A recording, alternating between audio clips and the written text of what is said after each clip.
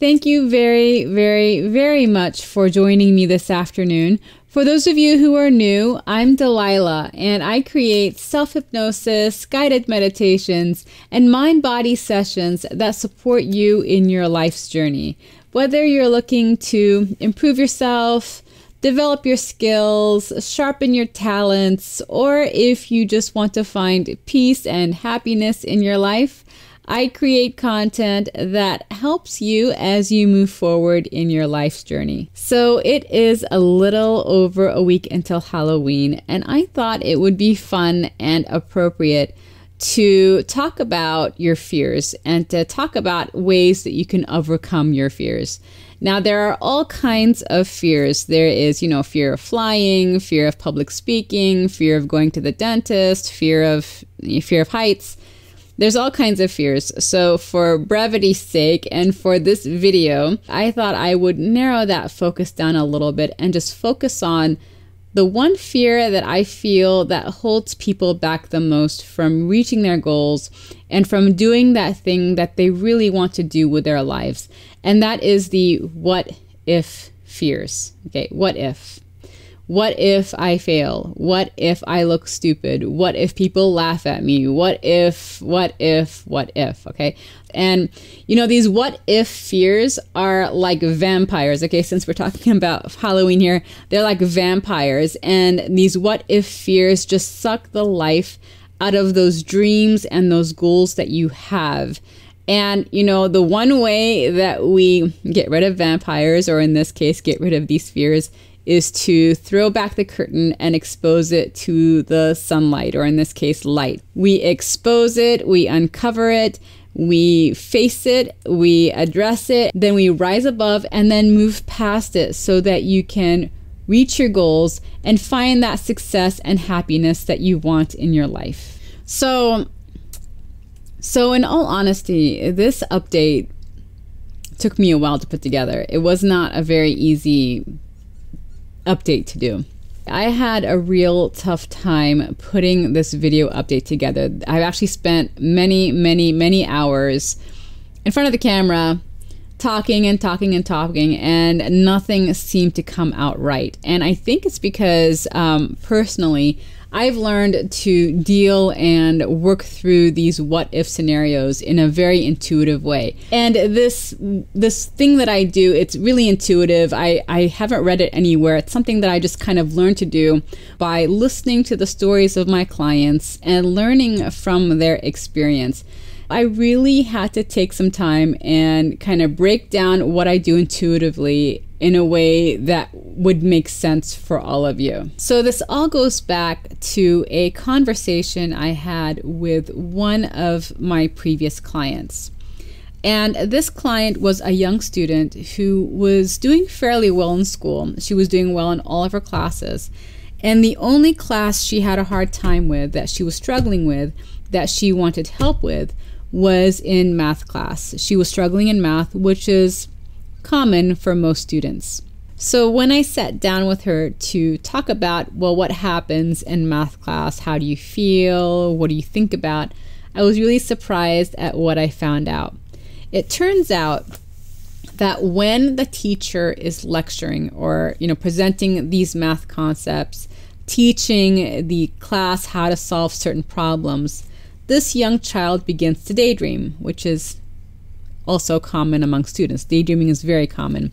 But what I found so fascinating was the contents of her daydream. Because when I asked her, what is it that you're daydreaming about? She would reply, well, the teacher would be up there and all of a sudden I would start to think, well, what would happen if my house burned down? Or what would happen if someone broke into my house? Or what would happen if I go home and I found out that the dog ran away?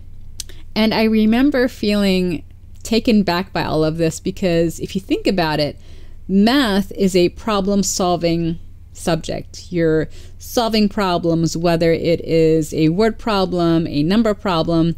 Math is a problem-solving subject.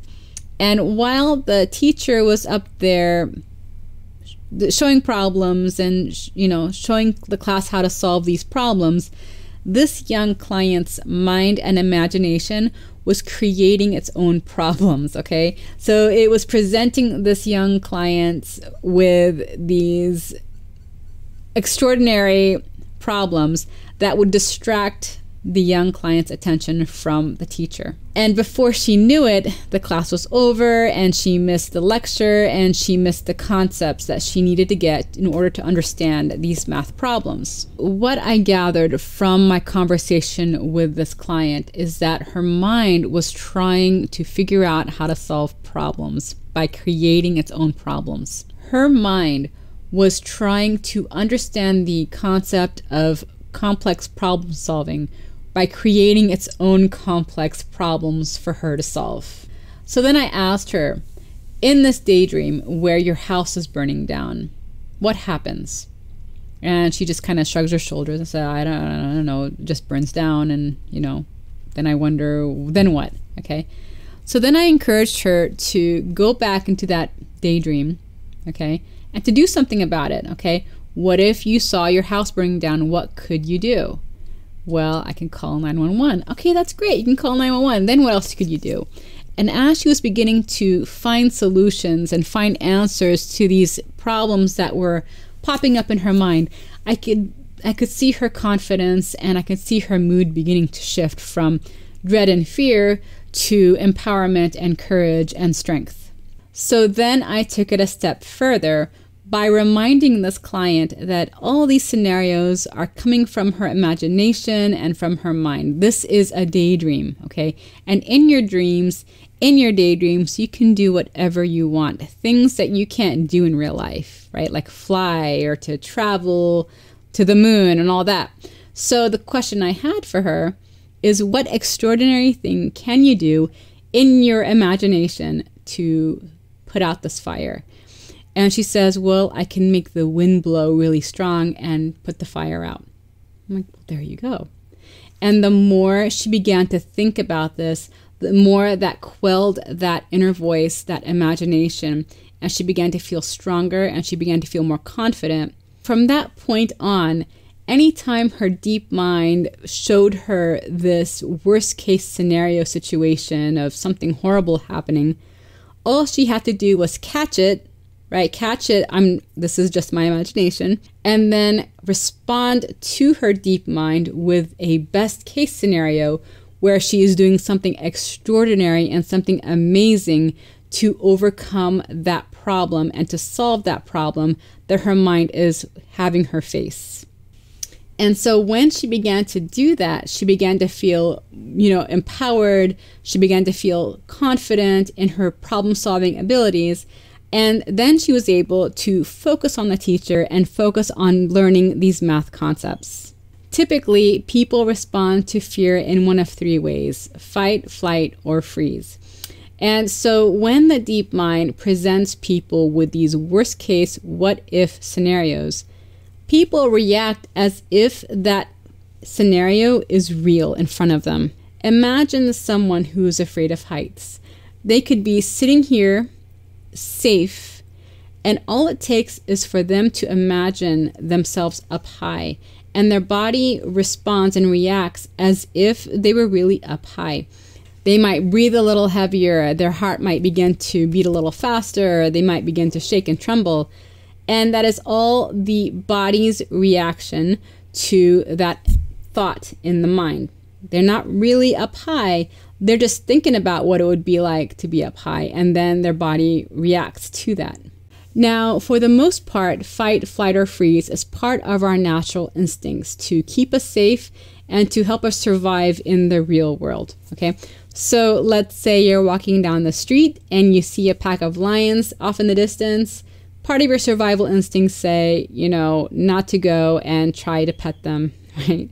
You're going to either want to hide or seek shelter or keep safe. But there are people who can not only walk toward a pack of lions, but can actually intimidate the lions to take back and run away from them. For the most part, fight, flight, or freeze is part of our survival instinct, and it's a normal, natural thing.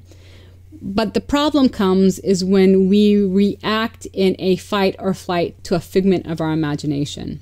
When you imagine the pride of lions and you can feel yourself feeling a little bit scared and you can imagine yourself running away, you are responding to something that you are imagining. And what I'm trying to say is that when you have this worst case situation come up, this imaginary situation, that you can actually imagine yourself fighting, that you can imagine yourself rising above and overcoming that situation, that imaginary situation in your mind. So if someone is afraid of heights, for example, and they see themselves up high, they can imagine the ground coming up to them and now that they're safe, okay? Or let's say we're talking about someone who's afraid of public speaking. Maybe they're afraid that when they get up in front of everyone, they're going to forget everything and they're going to be stuttering, okay?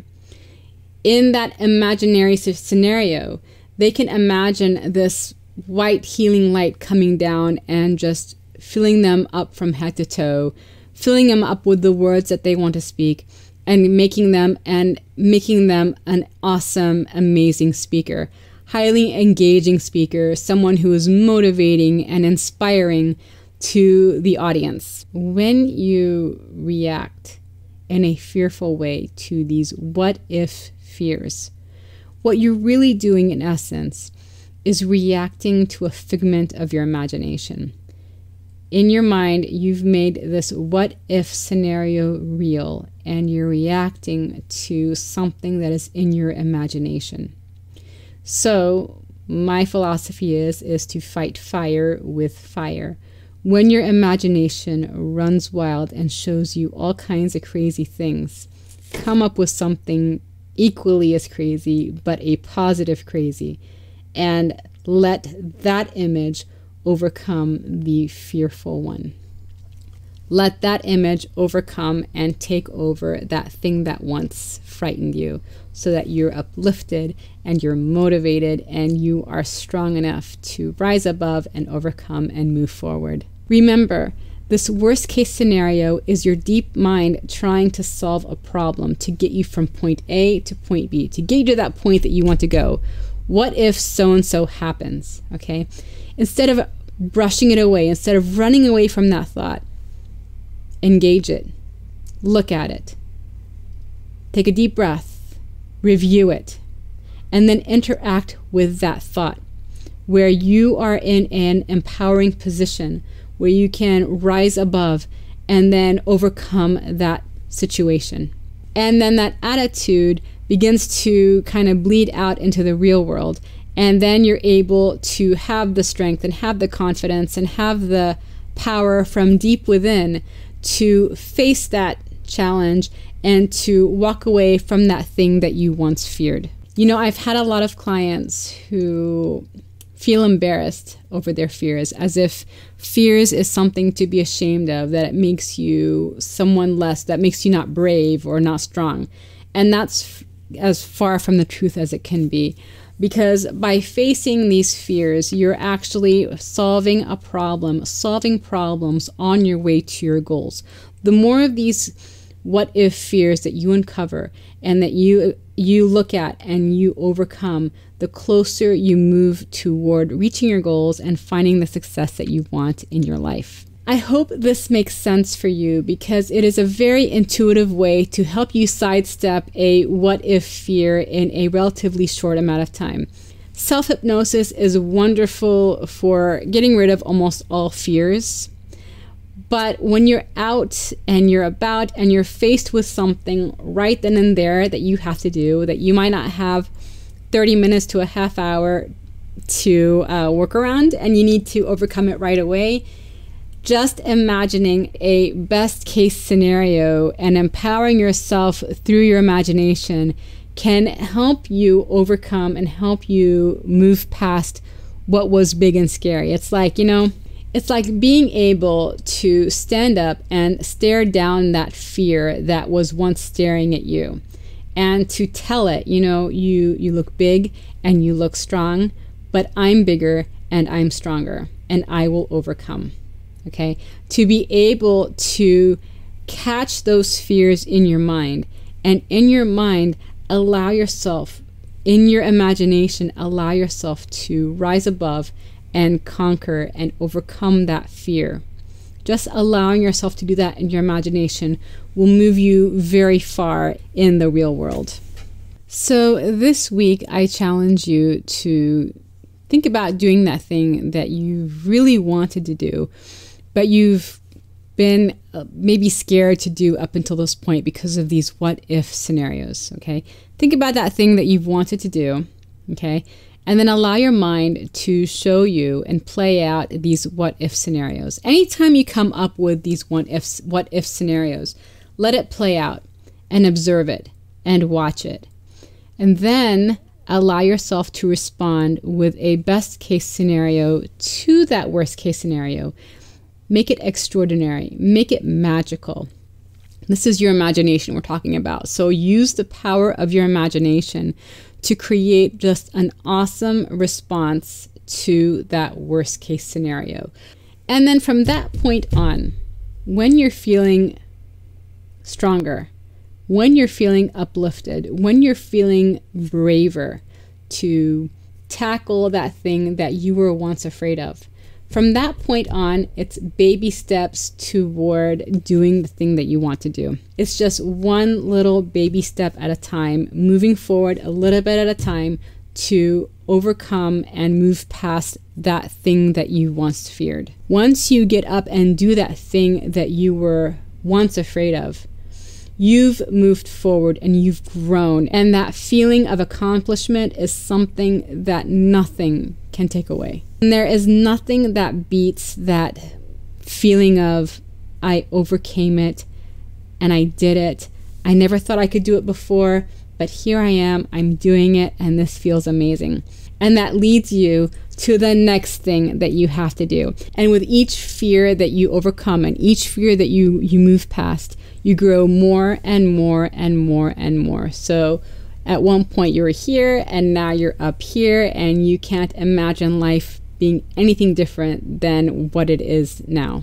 So this week, if you're willing, share any of these what if fears that you might have, that you may have had, in the comments section below, and maybe share a best case wonderful situation scenario that will override that worst case fear so that you can move closer to success and to move closer to your goals. If you have any questions about anything I've gone over today, if there is a what if scenario, what if fear in your mind that you feel is holding you back, please leave your questions, leave your feedback in the comment section below. You can also contact me on my various social media pages. I have an Instagram, I have a Twitter, I have all the standard social media pages. I have the links in the comment section below. But please contact me with your questions, and I'll either respond or I will use your question in a future video and address it in a future video. And if you haven't already done so, please remember to subscribe so that you can be up to date on any new video updates or any new mind-body sessions that I upload and publish. And if you're willing, please remember to share this video with someone who is trying to work through their fears and reach their goals. So until next time, remember that you have the power within your mind to reach, achieve, succeed, and grow in your dreams and in your goals. Thank you very much for watching, and bye for now.